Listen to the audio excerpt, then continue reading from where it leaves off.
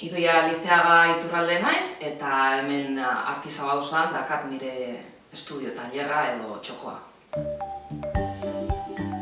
Hemen abian torrekuan 3 urte egon ondoren, hemen jarri dut nire tailerra.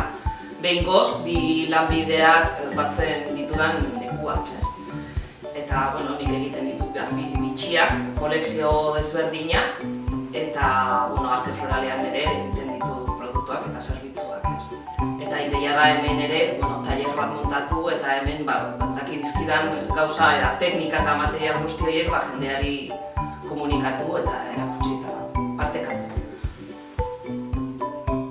Lokal hau prest dago beste proiektu bat onartzeko eta udala irekia dago proiektu berriak jaso eta aztertzeko. Udagarria da, normalean ikusten ez diren lan batzuk jendeari erakusteko aukera ematen dit. Hemendikan jende asko pasatzen da eta ikusten ditu normalean ezagutzen ez dituen artelan edo artisau lanak, ez?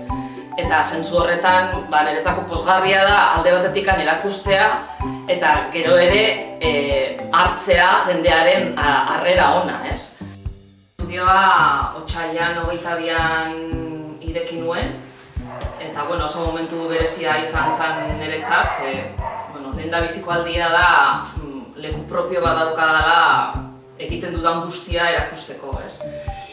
Eta ez ikusi hemen hasiak landatzeko lurra ona dagoela, ez nintzen hemen egongo, ez?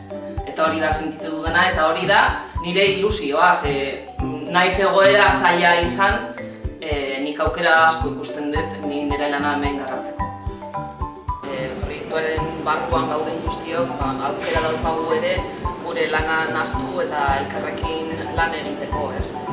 Herri Birusa proiektua Mendiurruzuño argazkilariak egin zuen, kalean zehar jarri zituen pandemiaren bitartean egin zituen erretratuak, musukoak jarrita.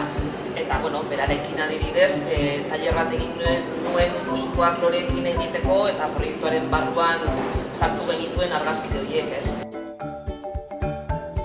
Udala irekia dago proiektu berriak jaso eta aztertzeko. Animatu, oso aukera ona da eta pentsatzen dut hemen gustura egongo zarete.